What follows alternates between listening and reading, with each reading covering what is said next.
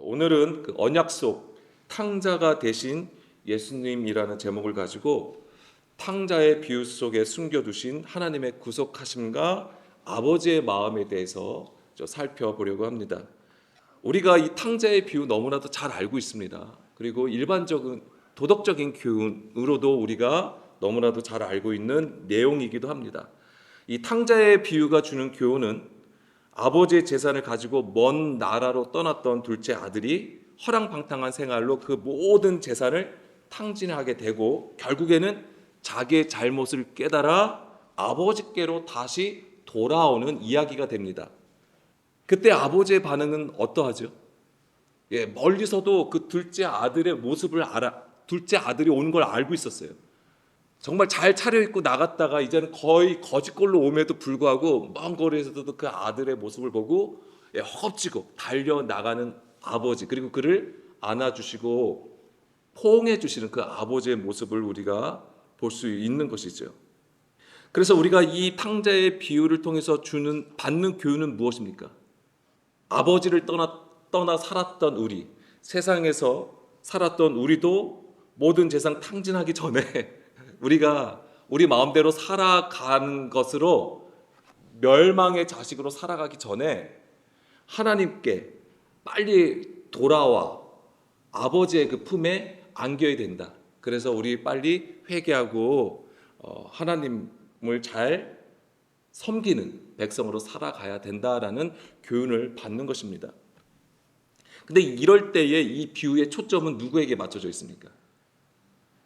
탕자예요. 둘째 아들이에요. 그래서 우리가 사실은 가지고 계신 성경을 보게 되면 탕자의 비유라고 되어 있지 않을 거예요. 소제목이. 무엇으로 되어 있습니까?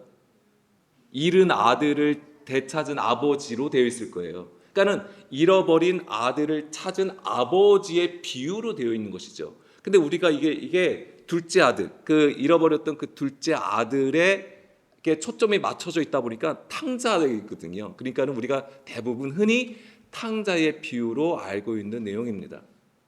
그렇지만은 물론 그렇게 보아서 이 말씀으로 우리가 교훈을 받는 것도 중요하지만은 사실은 우리가 누구에게 사실 초점을 맞춰줘야 되냐면 아버지에게 사실은 초점이 맞춰져야 돼요. 근데 이 아버지는 둘째 아들만 있는 게 아니잖아요. 첫째 아들도 있다라고 하는 거예요. 그래서 그 첫째 아들은 어떤 상황이었습니까? 아버지를 계속 묵묵히 열심으로 모시고 섬기고 있는 상태였어요. 그렇지만 나중에 보게 되면 그 둘째 아들이 다 재산을 탕진하고 돌아온 그 둘째 아들을 위해서 잔치하고 그들을 온전히 사랑하는 포옹해주는 그 아버지의 모습을 보고 아마 화딱지가 난 것 같아요. 그러니까 자기는 지금까지 묵묵히 아버지만 열심히 섬기고 있었는데, 그리고 자기를 위해서는 잔치 한번 해주지도 않았는데 이 둘째 아들, 그러니까 동생을 위해서는 이렇게 잔치를 벌여주냐, 이거에 대해서 이제 불만을 얘기했던 것이죠. 그렇지만 아버지의 마음은 그 첫째 아들도 그 잔치에 참여하기를 원하시는 거예요. 그러니까 그 아버지의 마음을 아셔야 돼요. 그래서 그 첫째 아들과 둘째 아들이 함께 이 잔치에서 참여하여 기뻐하는 것을 원하시는 거예요. 그런 아버지의 마음을 좀 중심으로 좀 볼 필요가 있다라고 하는 것입니다. 이 얘기는 첫째 아들은 누구를 가리키는 겁니까? 이스라엘을 가리키는 것입니다. 좀 더 구체적으로 말씀드리면 종교 지도자들을 얘기하는 거예요. 말씀을 가르치는 바리새인 서기관들을 얘기하는 것입니다. 근데 그들은 그 율법을 가지고 하나님을 엄청나게 잘 섬기고 있거든요. 그래서 스스로 의롭다고 하는 자들이에요. 그래서 누구를 판단하게 되면 둘째 아들을 판단하게 되는 것이죠. 정죄하게 되는 것입니다. 근데 이 둘째 아들의 모습은 뭐예요? 죄인의 모습이라고 하는 거예요.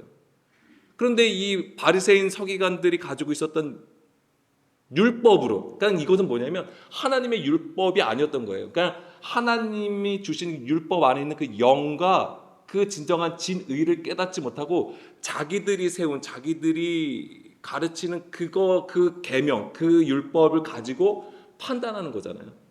그리고 죄인이라고 얘기하는 것이죠. 그 죄인이라고 했던 그 기준에서 떠나서 아버지의 그 마음을 알아서 둘째 아들과 함께 그 잔치에 참여하기를 원했던 것이죠. 그렇지만은 이제 이 바리새인 서기관들은 계속해서 예수님을 계속 대적을 하게 되는 것입니다. 이제 그런 부분들을 우리가 계속 그런 구조들이 계속 있음을 우리가 오늘 이 탕자의 비유를 통해서 보게 될 겁니다. 그래서 이제 누가복음 15장 1절 말씀 보겠습니다. 모든 세리와 죄인들이 말씀을 들으러 가까이 나오니, 자 이제 왜 이 말씀을 했냐면 이 탕자의, 제가 편의상 탕자의 비유로 계속 말씀드리겠습니다. 탕자의 비유를 얘기하기에 앞서서 이제 이 비유들이 나와요. 뭐냐면 잃어버린 양에 대해서 나오고 잃어버린 드라크마에 대해서 나오고 그 다음에 이 탕자의 비유가 계속 이어지는 건데, 이게 각자의 내용을 가지고 있어도 이것이 사실은 하나의 묶음이라고 하는 것입니다. 그래서 이제 1절부터 우리가 봐야 되는데, 모든 세리와 죄인들이 말씀을 들으러 가까이 나오니 바리새인과 서기관들이 수군거려 이르되 이 사람이 죄인을 영접하고 음식을 같이 먹는다 하더라. 예수께서 그들에게 이 비유로 이르시되 하면서 양 100마리 그 중에서 잃어버린 양 한 마리에 대해서 이제 얘기를 해주시는 거예요. 이렇게 시작을 되는 거예요. 다시 1, 2절 말씀으로 보게 되면 지금 어떤 상황에서 지금 이 비유를 하시냐면은 예수님이 지금 모든 세리와 죄인들과 함께 뭘 하는 거예요? 식사하고 계시는 거예요. 그런데 이것을 못마땅하게 여기는 자들이 있었습니다. 누굽니까? 바리새인과 서기관들이에요. 이들은 율법을 가르치는 자들이에요. 이들이 볼 때에 세리와 죄인들은 말 그대로 죄인이에요. 그런데 좀 전에도 말씀드린 것처럼 이들은 자기들이 가지고 있는 건 율법을 기준으로 이들을 죄인으로 판단해 버린 거예요. 그러니까는 예수님이 세리와 죄인들하고 식사하는 것 자체가 뭐가 되는 거예요?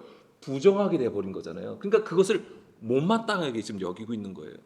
그것을 보시고 예수님이 비유로 이제 4절 보게 되면, 어떤 사람이 양 100마리가 있는데 그 중에 하나를 잃으면 99마리를 들에 두고 그 잃은 것을 찾아내기까지 찾아다니지 아니하겠느냐라고 이제는 이제 비유로 말씀해 주시는 겁니다.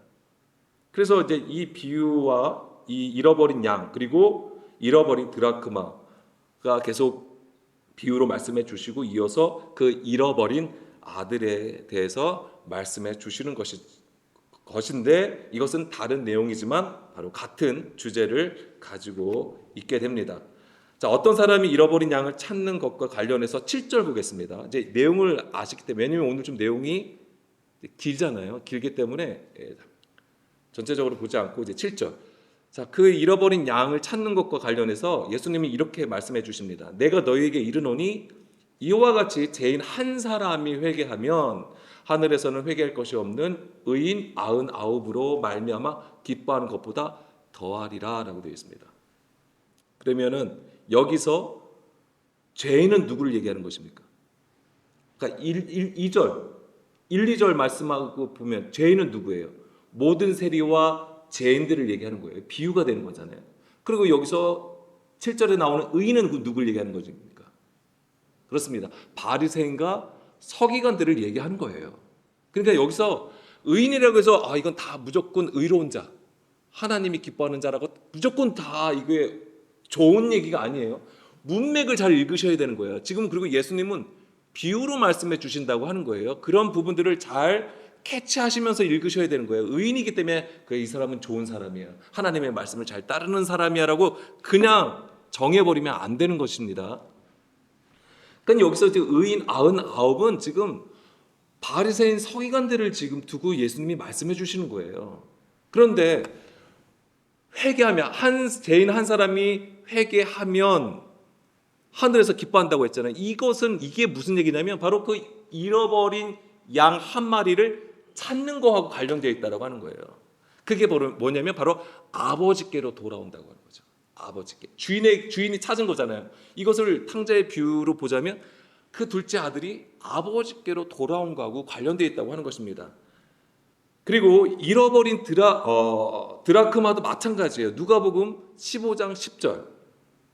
자, 그 내용은 생략하겠습니다. 10절 보게 되면은 엔터 한 번 더 눌러주세요. 내가 너에게 이르노니 이와 같이 죄인 한 사람이 회개하면 하나님의 사자들 앞에 기쁨이 된다라고 또 이렇게 말씀해 주시는 거예요. 그러니까 지금 잃어버린 드라크마를 찾은 것 또한 뭐가 되는 거예요? 회개하는 거가 되는 거예요. 그러니까 여기서의 포인트는 뭐냐면 이 주인이, 그리고 이 동전을 찾은 사람은 여자거든요. 자, 여기서 뭐냐면 주인이잖아요. 이 주인이 잃어버린 것을 찾았을 때 그 기쁨을 얘기하는 거예요. 그래서 아버지의 마음은 뭐냐면 바로 잃어버린 아들이 돌아왔을 때의 그 기쁨이에요. 기쁨. 그 기뻤을 때가 어떻게 표현되는 거냐면 잔치를 벌인다고 하는 거예요.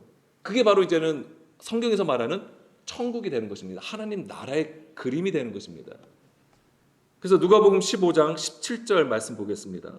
바로 이거죠. 이에 스스로 돌이켜 이르되 내 아버지에게는 양식이 풍족한 품꾼이 얼마나 많은가. 나는 여기서 줄여 죽는구나. 자, 둘째 아들은 이 마음을 가지게 되고 결국에는 아버지께로 이제 나가게 되는 것이죠.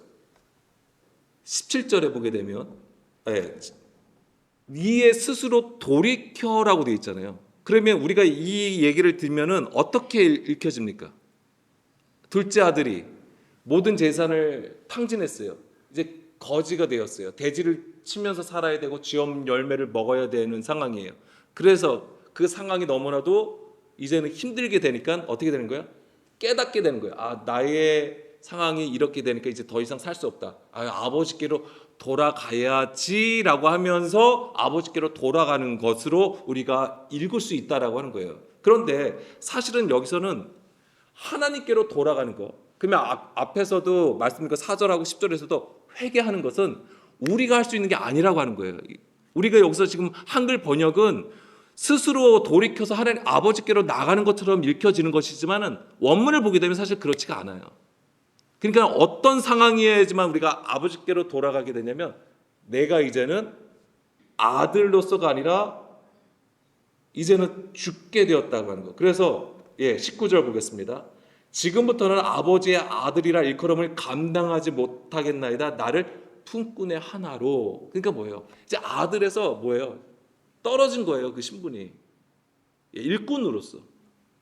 낮은 자로서의 자기의 형편을 깨닫게 되는 거예요.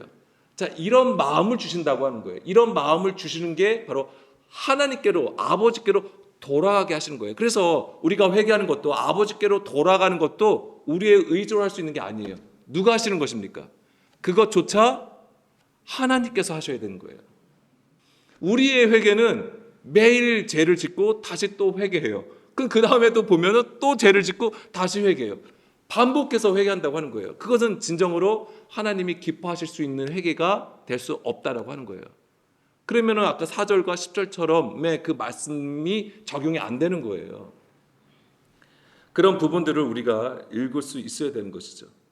그래서 우리를 회개하게 하시는 것은 우리 스스로가 주체가 되는 것이 아니라 아버지의 마음, 그 일하심으로 되어진다라고 하는 거예요. 하나님의 일하심이에요, 그게. 그래서 우리가 처한 상황은 우리 자신이 어떤 존재인 것을 보게 하시는 것이고, 그러면서 보세요. 그래서 잃어버린 양도 누가 찾아가? 잃어버린 양이 스스로 주인을 찾아옵니까? 아니에요. 주인이 찾으러 나가는 거예요. 잃어버린 동전, 드라크마는 어떻게 되는 거예요? 주인이 그 방에 등불을 다 켜놓고 밝게 한 다음에 그제서야 찾는 거예요. 잃어버린 아들, 탕자도 아버지께로 돌아옴도 마찬가지라고 하는 거예요. 그게 계속 이어지는 거예요. 탕자가 스스로 돌아오는 게 아닙니다. 그런 것들을 계속 읽을 수 있어야 되는 것이고, 그래서 잃어버린 것, 그래서 양도 동전도 이 둘째 아들도 다 잃어버렸다고 되어 있는데, 잃어버리다고 하는 것은 아폴림이라는 단어가 쓰였습니다. 이 아폴림이는 어떤 뜻이냐면 완전히 파괴하다, 죽다, 멸망하다라는 뜻을 가지고 있습니다. 이런 개념으로 말씀하신 것이 바로 잃어버린 양, 드라크마, 그 다음에 둘째 아들인 것이고, 이것을 다시 찾는 것이 바로 주인, 즉 아버지가 찾는다라고 하는 거예요. 그러니까 이 둘째 아들을 찾으심도 뭐예요? 그 아버지의, 그러니까 하나님의 그 일하심을 보여주는 그림이 되는 것입니다. 자, 마태복음 10장 5절에서 6절 말씀 보겠습니다. 예수께서 이 12를 내보내시며 명하여 이르시되, 이 12는 당연히 12제자를 얘기하는 것입니다. 이방인의 길로도 가지 말고 사마리아인의 고을에도 들어가지 말고 오히려 이스라엘 집에 잃어버린 양에게로 가라. 아멘. 자, 이런 구조로 말씀해 주신다고 하는 거예요. 잃어버린 집에 그러니까 잃어버린 양에게 가라고 하시는 거예요. 그럼 뭐냐면 잃어버린 양은 스스로 가는 게 아니에요. 물론 여기서 예수님이 12 제자를 통해서 물론 보내시는 것이지만은 그들로 하여금 잃어버린 양을 찾게 하시는 거죠. 그러니까 잃어버린 자의 입장에서는 어떻게 해요? 찾음을 당하는 거예요. 이게 하나님의 일하심이라고 하는 거예요. 자, 이런 구조는 하나님의 언약의 개념에서 나오는 거예요. 그냥 되어지는 게 아니에요. 그냥 너희가 정말 아무것도 모르고 나의 마음도 모르니까 그냥 너희들이 그냥 이렇게 지내는구나 이렇게 해서 하시는 게 아니라 하나님은 철저하게 그 언약을 따라 일하신다고 하는 것입니다. 예레미야 23장 1절에서 4절 말씀 보게 되면 자, 여호와의 말씀이니라 내 목장의 양떼를 멸하며 흩어지게 하는 목자에게 화 있으리라. 자, 여기서 목자는 누굴 얘기하는 것입니까? 종교 지도자들을 얘기하는 거예요. 예, 바리새인 서기관들, 말씀을 가르치는 자들을 얘기하는 거예요. 그런데 이들이 어떻게 하는 거냐면 백성들을 흩어지겠다고 하는 거예요. 왜요? 하나님을 올바르게 섬기지 못하게 만들었거든요. 사람의 계명으로 가르쳤기 때문에 2절 그러므로 이스라엘의 하나님 여호와께서 내 백성을 기르는 목자에게 이와 같이 말씀하시니라 너희가 내 양떼를 흩으며 그것을 몰아내고 돌보지 아니하였도다. 보라 내가 너희의 악행 때문에 여기서 악행이 무엇입니까? 사람의 계명으로 가르침을 얘기하는 거예요. 너에게 보응하리라 여호와의 말씀이니라. 3절 4절 내가 내 양떼에 남은 것을 그 몰려갔던 그 지방에서 모아 이게 뭐예요? 흩어졌다고 하는 거잖아요. 열방으로 이스라엘 백성들이 흩어진 것을 다시 모아 하나님의 품으로 인도하시겠다고 하는 거예요. 다시 그 우리로 돌아오게 하리니 이게 고국으로 돌아오게 하시는 거잖아요. 그들의 생육이 번성할 것이며 내가 그들을 기르는 목자들을 그들 위해 세우리니 이 목자들은 누굽니까? 하나님 아버지의 뜻을 깨달은 참된 목자예요. 선한 목자가 되는 거예요. 예수님이고 또 예수님 안에 있던 자들, 예수님의 제자들을 다 가리키는 겁니다. 그들이 다시는 두려워하거나 놀라거나 잃어버리지 아니하리라 여호와의 말씀이니라. 아멘. 이 말씀으로 아까 이 마태복음 10장 5절 6절이 이루어지는 것입니다. 그러니까 그것은 철저하게 하나님의 일하심이에요. 그게 우리를 구원하시기 위한 그 하나님의 일하심이 있을 때에 우리가 회개하여 하나님 앞으로 나아갈 수 있다라고 하는 것입니다. 지금 이 예레미야 23장 1절에서 4절 말씀도 뭘 보여주는 거냐? 바로 회개가 바로 그렇다고 하는 것입니다. 그래서 회개는 내가 하는 것이 아니라 아버지의 언약대로 일하시는 하나님의 구속사라고 하는 것입니다. 자, 이 일을 하신 것이 바로 예수님이세요. 아멘. 자, 그리고 에스겔 34장 11절에서 16절 말씀인데 여기도 이 예레미야 23장하고 비슷한 내용을 가지고 있습니다. 주 여호와께서 이같이 말씀하셨느니라 나 곧 내가 내 양을 찾고 찾되 목자가 양 가운데 있는 날에 양이 흩어졌으면 그때를 찾는 것 같이 내가 내 양을 찾아서 흐리고 캄캄한 날에 그 흩어진 모든 곳에서 그것들을 건져낼지라. 흐리고 캄캄한 날, 이게 바로 주의 날이에요. 주의 날에 이 흐리고 캄캄한 날, 바로 심판으로 임하셔서 뭘 하시는 거예요? 하나님의 심판은 우리를 징벌하는 것에 목적이 있지 않습니다. 우리를 육신으로부터, 세상으로부터, 땅으로부터 뭐예요? 구별하여 세우시는 거예요. 그래서 위의 백성, 하나님의 백성, 하늘의 백성으로 삼으시기 위해서 이끌어내심이에요. 그것이 바로 그 열방에 흩어졌던 백성들을 고국으로 인도하시는 하나님의 열심이 되는 것이죠. 13절에 내가 그것들을 만민 가운데서 끌어내며 여러 백성 가운데서 모아 그 본토로 데리고 가서 이스라엘 산 위에와 시냇가에와 땅의 모든 거주지에서 먹이되 좋은 꼴을 먹이고 그 우리를 이스라엘 높은 산에 두리니 그것들이 그곳에 있는 좋은 우리에 누워 있으며 이스라엘 산에서 살찐 꼴을 먹으리라. 이것이 바로 시온산, 바로 하나님께서 약속하신 바로 새 거룩한 새 예루살렘의 모습이 되는 것입니다. 15절 내가 친히 내 양의 목자가 되어 그것들을 누워있게 할지라 주 여호와의 말씀이니라. 그 잃어버린 자를 내가 찾으며, 쫓기는 자를 내가 돌아오게 하며 상한 자를 내가 싸매주며 병든 자를 내가 강하게 하려니와. 이것이 지금 예수님께서 우리 가운데 오셔서 하신 일들이에요.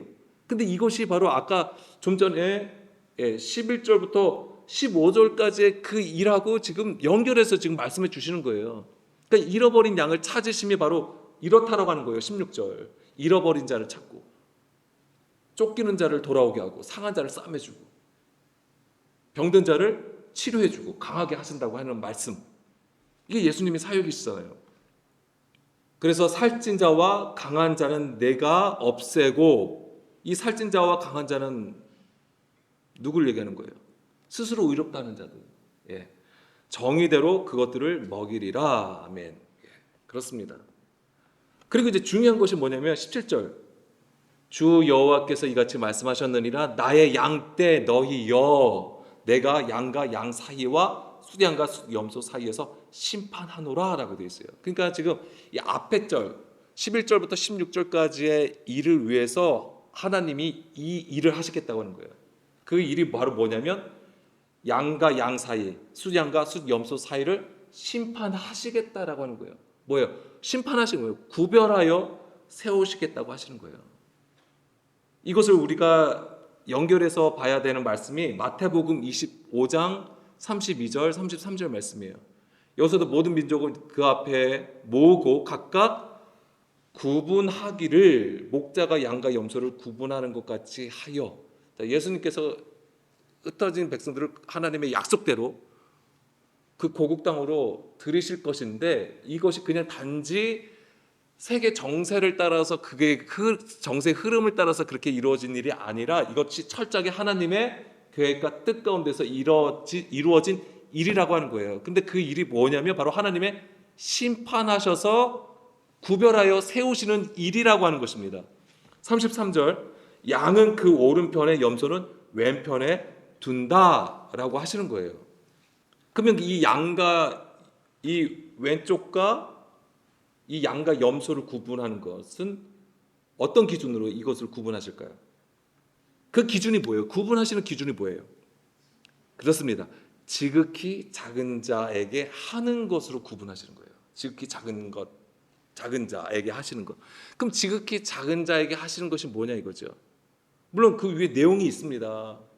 뭐 목이 마를 때 아니면 굶주릴 때 먹을 것을 주고 물을 주고 뭐 이런 거, 내가 갇혔을 때 풀어주고 뭐 이런 것이 있습니다. 근데 그것의 결론으로 얘기하신 게 이거예요. 40절 임금이 대답하여 이르실 때 내가 진실로 너에게 이르노니 너희가 여기 내 형제 중에 지극히 작은 자 하나에게 한 것이 곧 내게 한 것이다. 그러니까 그런 형편이 있는 것이 뭐냐면 바로 지극히 작은 자라고 하는 것입니다. 이 지극히 작은 자가 바로 잃어버린 자들을 얘기하는 거예요. 잃어버린 자들. 그래서 아까 누가복음 15장에서 그 잃어버린 양, 잃어버린 드라크마 둘째 아들을 얘기하는 거예요. 예수님은 그들을 어떻게 하시는 거예요? 돌보신다고 하시는 것입니다. 그게 아까 그 잃어버린 양을 찾아서 찾는 것으로 끝난 게 아니잖아요. 그들을 어떻게 해요? 양육하시고 돌보신다라고 하는 거예요. 좋은 꼴을 먹이신다고 하는 거예요. 그래서 예수님이 말씀하신 게 그거죠. 지극히 작은 자 하나에게 한 것이 곧 내게 한 것이다 라고 하시는 거예요. 그러니까 예수님도 어떻게 하신 거예요? 자신을 잃어버린 자와 동일시 만드신 거예요. 지극히 작은 자가 되시는 건데 그것이 뭐예요? 잃어버린 자와 동일하게 본인을 말씀해 주셨다라고 하는 거예요. 그 은혜가 너무 큰 거죠. 왜냐하면 하나님은 하나님이시잖아요. 그런데 우리와 함께 하시기 위해서 그 아들을 우리 가운데 보내주셨어요. 하늘에 계신 분이 바로 우리에게 오신 거예요. 내려오셨다고 하는 거예요. 가장 낮은 곳으로 내려오셨다라고 하는 것입니다. 이것이 바로 예수님이 탕자가 되신 것과 같다고 하는 거예요. 잃어버린 자, 잃어버린 아들, 탕자가 되어 주심이에요. 이게. 그래서 오늘 제목이 뭐냐면 언약속이라고 하는 거예요. 그 앞에 언약속 탕자가 되신 예수 그리스도라는 제목을 그래서 붙였던 것입니다.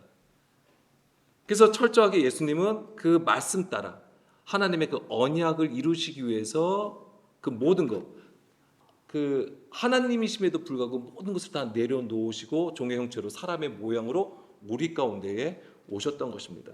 이것이 바로 십자가로 구속하시는 예수님의 사역이었던 것입니다.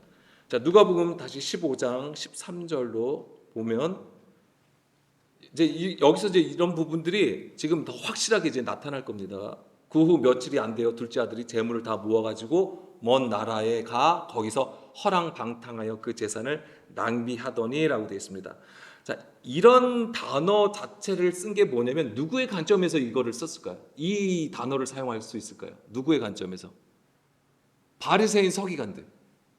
그들이 가진 율법에서 둘째 아들의 행위는 뭐가 되냐면 허랑방탕한 생활이에요.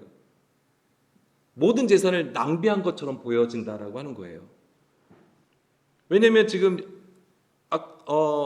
1, 2절에서도 그거잖아요. 지금 예수님이 모든 세리와 죄인들하고 식사하는 것을 보고 지금 그게 사실은 하나님 나라의 그림이잖아요. 그런데 그것을 누가 못마땅히 하겠습니까? 바리새인 서기관들이 그것을 못마땅히, 왜냐하면 그건 하나님 나라라고 보지도 않거니와 당연히 그것을 아예 그냥 부정한 거로 보고 있기 때문에 판단해 버렸거든요. 그러니까는 그 모습을 보는 거와 같은 거예요. 그래서 이 둘째 아들이 먼 나라에 가서 재산을 낭비한 것을 허랑방탕한 생활, 그렇게 보았다라고 하는 것이죠. 그러니까 이것은 이제 바리새인과 서기관들의 시선과 관점에서 판단하는 표현이라고 할 수 있는 것입니다. 그러니까 여기서 저 둘째 아들은 누굴 가리키는 겁니까? 예수 그리스도를 얘기하는 것입니다. 이 둘째 아들이 재물을 다 모아가지고 먼 나라로 가는 것은 무엇을 얘기하는 거냐면 예수님이 아버지의 유업을 받아가지고 우리 가운데 오심을 얘기하는 거예요. 하나님의 그 진리의 말씀을 가지고 우리 가운데 오셔서 그 말씀을 전하신 거와 같다라고 하는 것입니다. 그런데 이 모습을 누가 못마땅해 하냐면 그 당시에 종교 지도자들이 못마땅해 하는 거예요.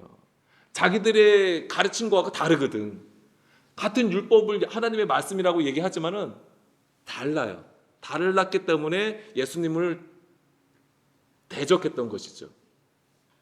허랑방탕하여 그 재산을 낭비하는, 여기서 낭비하다가 흩뜨리다라는 뜻이에요. 원래 그러니까 낭비하다라는 뜻, 여기서 해석이 된 것이지만은 흩뜨리다예요. 즉 뭐냐면 하나님의 그 말씀을 흩어 뿌리는 것을 의미하는 거예요. 그러니까 언약의 구조에서 보자면 그래요. 예수님의 사역의 관점에서 보면 하나님의 말씀을 가지고 와서 흩어 뿌림을 얘기하는 거예요. 근데 예수님께서는 이것을 뭐냐면 모든 것을 다 내어주셨다고 하는 거예요. 하나님의 그 말씀을 가지고 와서 자기의 하나님의 진리를 증거하려면 자기는 철저하게 부인돼야 되는 거거든요. 자기라는 구조가 없어야 되는 거예요. 이게 뭐냐면 자기를 철저히 뭐 하는 거예요? 자기의 모든 것을 아끼지 아니하고 그 말씀을 전해 주심이에요. 이게 뭐냐면 허랑방탕하여, 그러니까 이게 낭비하였다고 하는 표현으로 되는 것이고요. 허랑방탕하여는 아소토스라고 되어 있는데 이게 방탕스럽게 떠들썩하게라는 뜻이에요. 근데 이 문자로 보면은 도저히 이해가 될 수가 없어요. 해석이 안 돼요. 그럼 이게 뭘 의미하냐? 허랑방탕하다는 것은 뭐냐면 아끼지 않고 모든 것을 내어주는 것을 얘기하는 거예요. 그러니까 예수님이 우리 가운데 오셔서 하나님의 그 말씀을, 그러니까 자기를 철저하게 비우는 가운데에 오직 그 진리로 증거함에 있어서 아주 그냥 모든 거예요. 모든 것을 아끼지 아니하고 모든 것을 다 내어주신다고 하는 거예요. 그래서 예수님의 말씀을 전하시는 곳곳마다 뭐예요? 생명의 위협을 받은 거죠. 바리새인들, 종교 지도자들로부터 항상 그들은 예수님을 어떻게 잡을까, 어떻게 하면 죽일까, 이것을 생각하고 있었거든요. 그래서 예수님은 많은 무리 가운데에 또는 그들의 어떤 그런 대적하는 것을 피하여 항상 에레모스, 한적한 곳에 가서 또 하나님의 뜻을 구하면서 공생의 사역을 하셨던 것입니다. 그리고 잃어버린 양과 드라크마를 찾을 때도 어떻게 하는 겁니까?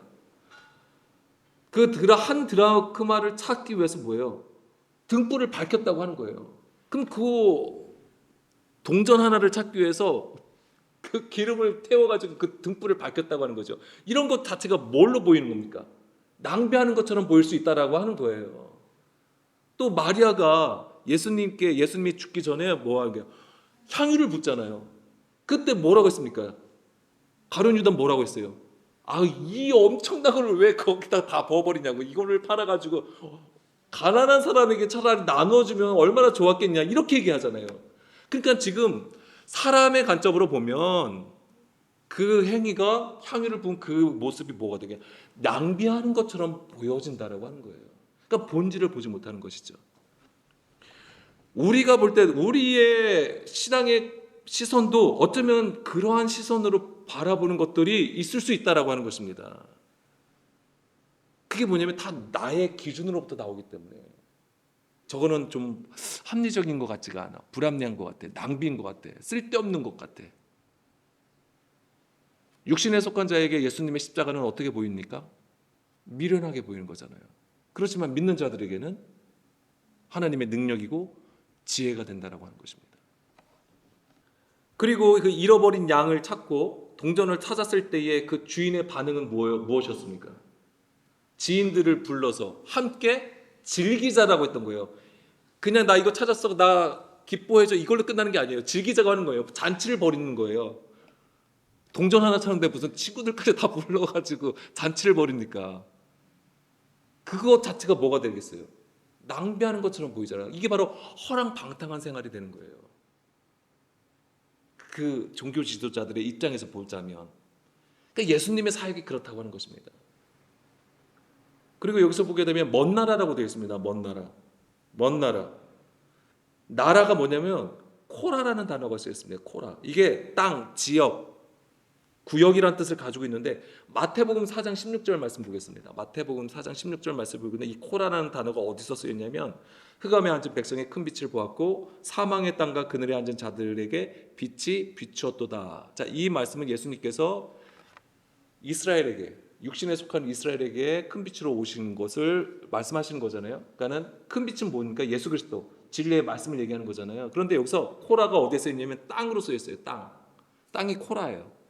그러니까 사망의 땅은 뭐냐면 15절 잠깐 올려보면 이방의 갈릴리라고 하는 거예요. 이방의 갈릴리. 자, 그러면 갈릴리 지역이 사실은 이방 땅입니까? 아니죠. 지역적으로는 이방 땅이 아니에요. 이스라엘에게 속한 거예요. 다만 역사적으로 이방과 혼합이 되어 있기 때문에 지금 누구의 관점에서 이방의 갈릴리라고 부르는 거예요? 예루살렘에서 볼 때는. 그러니까 예루살렘은 성전 있잖아요. 그들이 볼 때는 이 갈릴리 지역은 이방의 땅이에요. 그러니까 그들의 가진 율법을 가지고 그들을 판단한 것이죠. 그렇기 때문에 이방의 갈릴리가 된 거예요. 바로 그 땅을 얘기하는 거예요. 그래서 이 단어가 쓰인 곳을 다른 곳을 보면은 뭐 가라다 지방이 있고 거라사 지방에 이 단어가 같이 쓰였습니다. 다 뭐예요? 이방을 얘기하는 거예요. 이방의 땅을 얘기하는 거예요. 이방화된 것을 의미한다라고 하는 것입니다. 이방화됐다는 것은 무엇을 의미하는 거예요? 어떤 그림이에요? 하나님으로부터 멀어졌을 때 그것이 이방화가 된 거예요. 바로 죽음의 상태라고 하는 거예요. 그래서 우리가 창세기 3장의 그림을 보게 되면 생명나무를 먹지 아니하고 선악을 알게 하는 나무를 먹게 되잖아요. 더 이상 하나님과 함께 하지 못함으로 어떻게 되는 거예요? 하나님께서 그들을 추방시키잖아요. 그것이 뭐냐면 이방이 된 거를 얘기하는 거예요. 그게. 그러니까 이 먼 나라로 재산을 가지고 갔다라고 하는 것이 바로 뭐예요? 이방화된, 육신화된 우리, 하나님과 멀어졌던 우리에게 예수님이 우리 가운데 오신 것을 얘기하신 것이고, 그렇게 오셔서 바로 그 진리의 말씀을 선포하여 주신 것이죠. 자기를 철저히 비우고 오직 그 하나님의 말씀을 따라 모든 것을 다 낭비하신 것이 된 거예요. 자, 누가복음 15장 15절에서 16절 말씀. 가서 그 나라 백성 중 한 사람에게 붙여 사니 그가 그를 들로 보내어 돼지를 치게 하였는데 그가 돼지 먹는 쥐업 열매로 배를 채우고자 하되 주는 자가 없는지라. 자, 이 둘째 아들이 다시 이제 그 이야기로 보자면 둘째 아들이 돼지를 치게 되고 쥐업 열매를 먹게 됩니다. 그럼 보세요. 여기서도 돼지를 치는 것하고 쥐업 열매를 먹는 것이 뭘 얘기하는지를 보면 돼지는 어떤 동물입니까? 율법에서는 부정한 동물입니다. 레위기 11장 7절. 돼지는 굽이 갈라져 있지만 뭘 못합니까? 굽이 갈라져 쪽발이에요. 근데 뭘 못해요? 책임지를 못해요. 이 얘기는 무슨 얘기일까요? 이게 바로 종기 지도자들 얘기예요. 바리새인 서기관들을 얘기하는 거예요. 바리새인 서기관들은 하나님 말씀을 맡은 자들이에요. 구별됐어요. 구별되어 세워진 자들이에요. 그게 바로 쪽이 갈라졌다고 하는 거예요. 구별되었다고 하는 거예요. 그런데 책임지를 못해요. 이 얘기는 뭐예요? 하나님의 말씀을 가지고 있어도 그 안에 있는 진의, 하나님의 마음과 뜻을 깨닫지 못하는 거예요. 영으로 깨달음이 없는 상태를 얘기하는 거예요. 그러니까 뭐예요? 육신으로 판단하고 문자로 정죄하는 것이죠. 그걸 얘기하는 거예요. 그러니까 그들을 향하여, 그게 바로 이방화가 된 상태예요. 그렇게 된 이스라엘을 향하여 예수님이 오셔서 그 진리의 말씀을 주시는 거예요. 너희들이 구별되어 하나님의 말씀을 맡은 자들이지만 하나님의 마음을 깨닫지 못하는구나. 오히려 하나님과 그 마음이 멀어진 자들을 향하여 책임질할 수 있도록 좋은 꼴을 먹여서 계속 하나님의 뜻을 깨달을 수 있도록 하시는 것이 바로 이 둘째 아들이 대지를 치는 것과 같다라고 하는 거예요. 그럼 쥐업 열매를 먹었습니다. 이 쥐업 열매는 그 탕자의 어떤 비참한 상태를 보여주는 표현이기도 합니다. 그런데 이 쥐업 열매는 사실은 돼지가 먹는 게 아니에요. 이 쥐업 열매는 누가 먹는 거냐면 정말 극심한 가난함에 처한 자들이 먹게 되는 거예요. 가난한 자들이 먹는 것입니다. 가난한 자들이.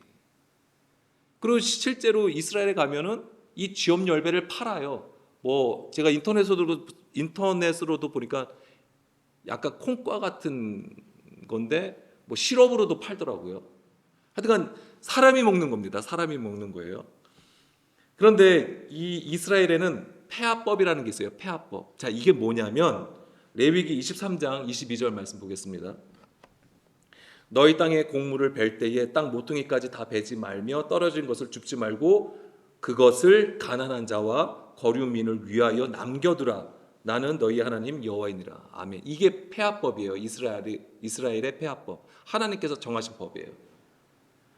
추수할 때에 다 베지, 곡물이나 추수할 것을 다 베지 말래요. 남겨두래요. 왜요? 왜 남겨둬야 되죠? 예, 가난한 자들, 거류민, 온전히 먹지 못하는 자들을 위하여 그것을 남겨두라고 하는 것입니다. 그러니까 그것의 대표가 되는 것이 뭐냐면 쥐업 열매예요. 쥐업 열매.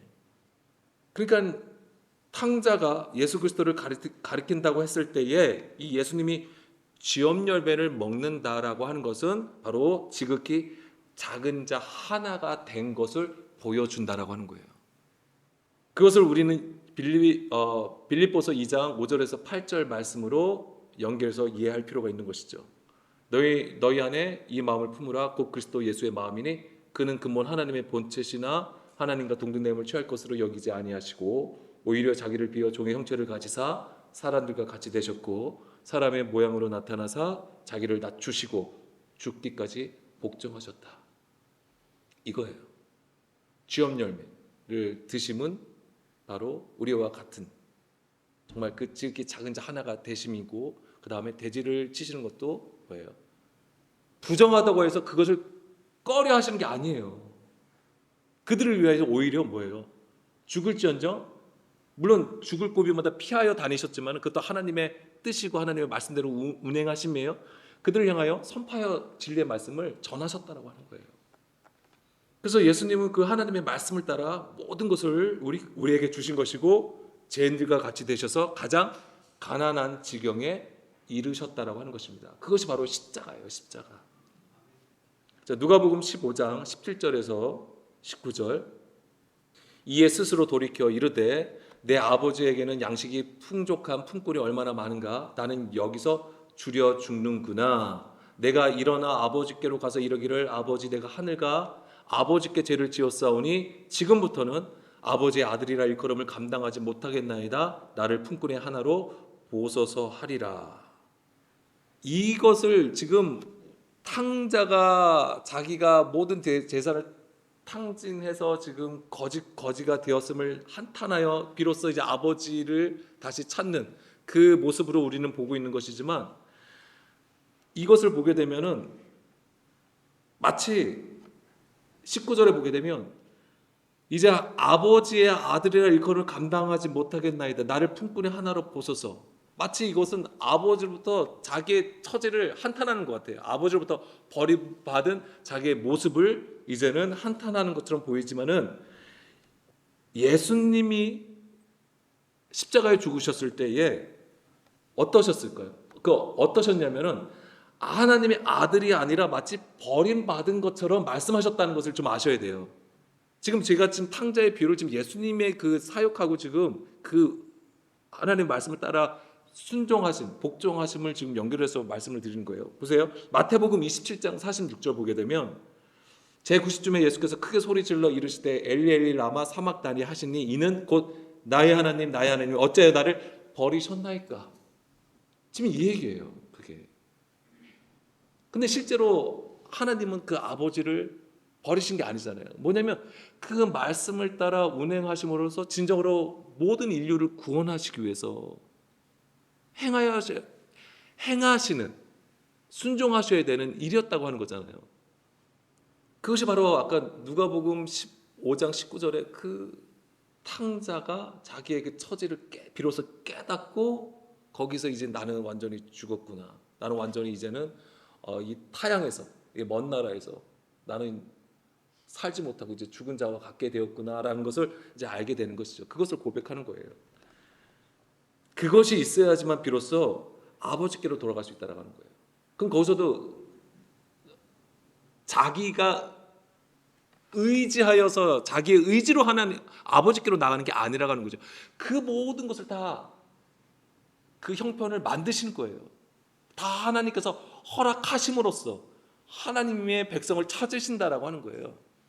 그것이 바로 이제 잃어버린 양을 찾아가는 바로 주인의 마음이라고 하는 것이고, 또한 탕자의 비유에서 보면 그 아버지가 그 아들을 기다리는 거와 같다라고 하는 것입니다.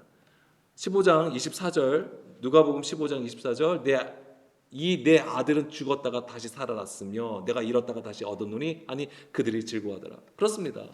바로 그것이 바로 이거예요. 죽었다가 그 아버지로부터 멀리 떠나갔다가 그게 이제 죽음이야. 아버지가 멀리 떨어진 상태가 죽음이잖아요. 죽었다가 다시 돌아옴이 바로 이제는 살아났다고 하는 것인데, 이것이 바로 무엇입니까? 예수님이 다시 죽었다가 다시 살아나신 것을 보여준다라고 하는 거예요. 그것이 바로 아버지께는 즐거움이 된다, 기쁨이 된다라고 하는 거예요. 그러니까 예수님의 십자가는 겉으로 볼 때는 엄청난 고통과 환난이죠.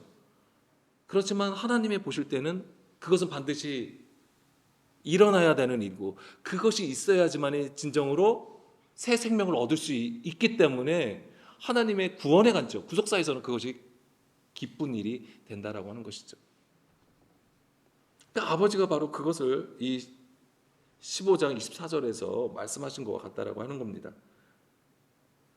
그래서 하나님은 그 아버지의 품으로 돌아오기를 바라시고 우리를 향해 계속해서 인내하신다고 하는 거예요. 하나님은 지금도 기다리고 계신 거예요. 우리가 멀리 있는 거예요. 하나님은 항상 그곳에 계신 거예요. 어디 멀리 이사를 가시거나 그런 분이 아니세요. 항상 그곳에 계시는 거예요.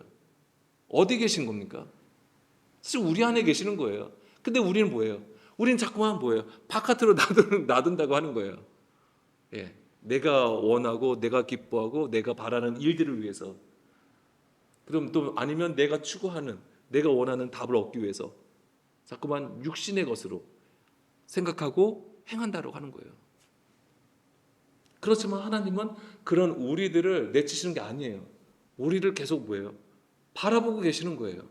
그리고 돌아오기를 바라시고 계속해서 인내하신다고 하는 것입니다. 예수 그리스도를 통하여 회개하고 거듭남으로 그 아버지의 아들로 회복되기를 간절히 원하시는 것입니다. 그 아버지의 마음을 오늘 우리가 보기를 원하고, 그리고 예수님이 오늘 우리를 향하여 일하심은 철저하게 이 언약대로 일하시기 때문에, 그렇기 때문에 오늘도 우리가 그 말씀을 들음이 정말 귀한 것이고, 또 그 말씀 안에 그 하나님의 뜻을 반드시 발견해야 하는 것입니다. 오늘도 그 은혜를 누리길 간절히 소망합니다. 아멘.